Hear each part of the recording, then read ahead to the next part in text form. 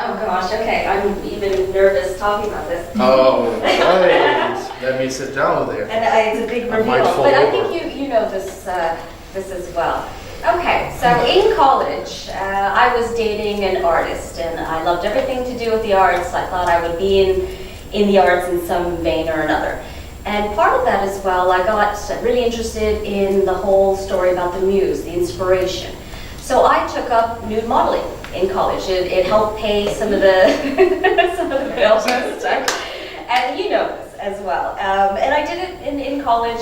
And then I moved to Toronto. I had an internship, a PR internship with one of the major galleries. So I thought, I'm set. I'm in a field that I really enjoy. I'm doing communications. And I thought, you know what, I wouldn't mind continuing with this new modeling. So I found a place in Toronto that I went down for the interview. And it was essentially, I mean, he saw me, I was clothed. And he said, yeah, you got it. How about you start tomorrow? I said, perfect. I was all excited. So the next day, you know, I'm working in my internship, and I haven't really eaten very much, but I'm really psyched. So I go to this class in the evening, this human drawing class, and I disrobe and I stand there. So, and my legs are shaking now as well. But when you're having no clothes on and you're standing, sometimes your muscles get tight and you start shaking, and mentally you tell yourself, no, I'm not shaking, I'm still. It's really hard to do. I dare you all to try that one day in front of the mirror. And 15 minutes into a standing pose, my leg is just like jerking.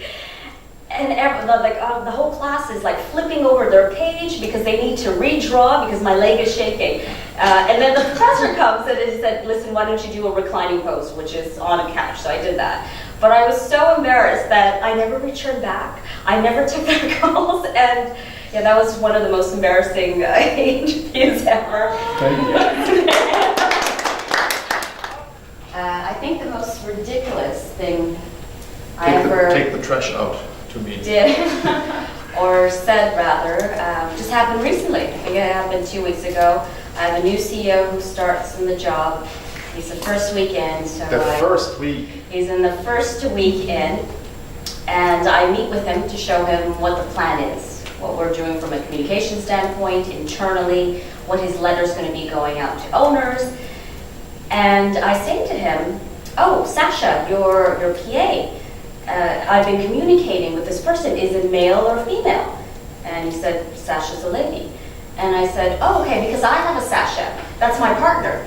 And then I said, who's also a man, just so you know. So he actually had a smile for me, but I just thought, this is so ridiculous. It's so small for me. It was just so small, minute. But I think in that way, I kind of revealed something, that I had some humor. He smiled, so he thought, okay, I must be cool, and that I'm not taking myself too seriously. So I think that would be one of the most ridiculous things I've said recently, but I'm sure there's a whole bank full of other Well, then actions. give us one more example. Another example.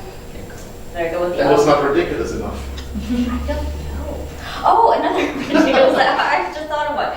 So my son Samuel is in school. He's 5 years old, and he seems to be a ladies' man.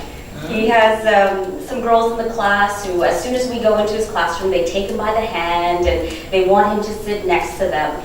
And I noticed one girl in particular, her name is Charlotte, and she'll write his name out, and in this little cubbyhole she'll leave cards and sparkly things and everything. So I thought one day, let me get to know Charlotte. Future daughter. So my husband warned me, he said, please don't approach this young girl. So I went to her and I said, oh, you're Charlotte. Samuel really likes you, and I can see her getting embarrassed because I caught her out as, you know, really liking my son.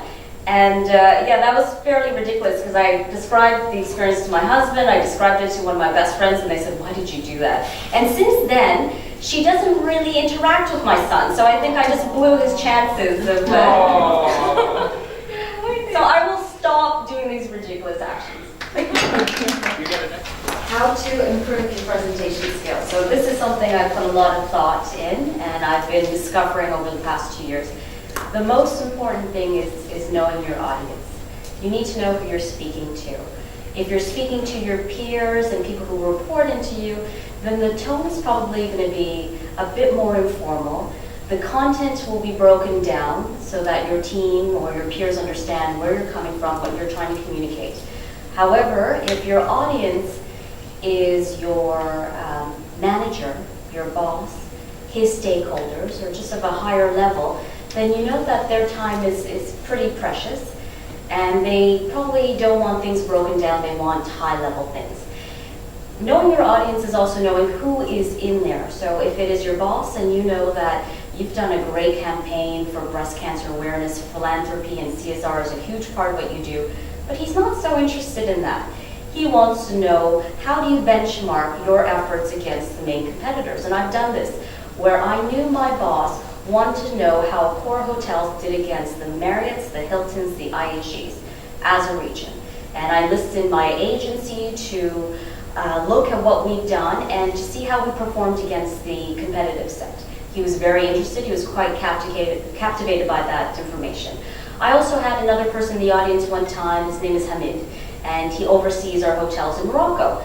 And I knew that the examples in my presentations had to pertain to him, because I also knew he had a bit of an issue with me, that he thought I was focusing so much on the Middle East, not so much on North Africa. And it was just a matter of me not communicating with him what I was doing for his country.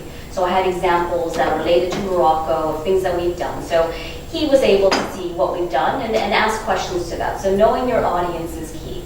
Second is preparation. And historically, I typically write out a script of what I want to communicate.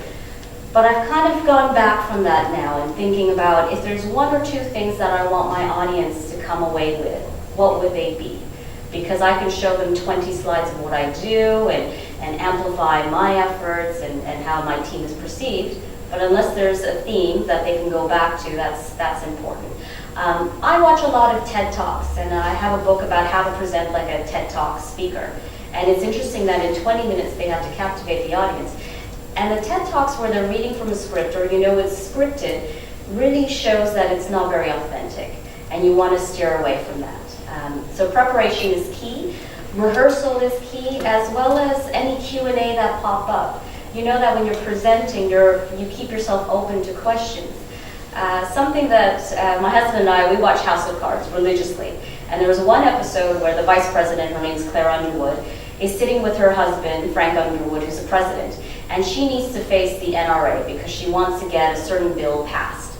And she knows that this person is a Republican, very tough. And they went through scenarios. And her husband, the president, threw questions at her that were really difficult and wanted to see how she would manage through that. So they practiced back and forth. And then they played the scene where she meets with this person from the NRA and how she's able to influence and get her way. So preparation is key, Q&A is critical. Then appearance. So you want to present and you want to feel good and you look good. The night before, should you be drinking quite a bit or not getting enough sleep? That's probably not a good idea. You also want to wear something that you're comfortable and you feel confident in. Getting a drastic hairstyle a day or two before probably isn't the best idea. So you want to feel good and look good. Then comes the venue. Get to the venue early. Make sure everything's working, from your AV to your presentation slides. I've been in presentations where I arrived early, gave my presentation, they queued it up, and then for some formatting reason, my animations weren't working well.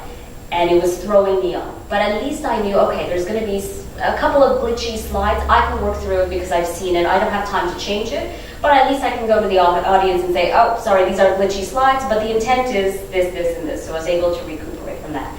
And then last is delivery. Once you have all those stages in place, delivery should be easy. But also when you deliver, look at your audience.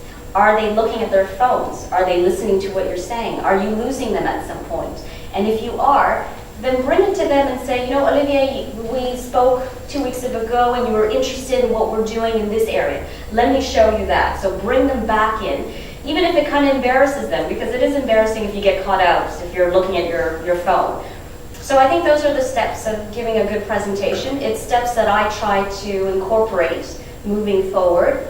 And I find oftentimes they work. Obviously, there's room for improvement. And finally, and in sum, I like to end with something inspirational or a quote. That's just my style. Your style might be different. You might want to end it with a joke or a personal thing that's happening to relate it all together. But whatever is your choice, I think those steps are important. Great.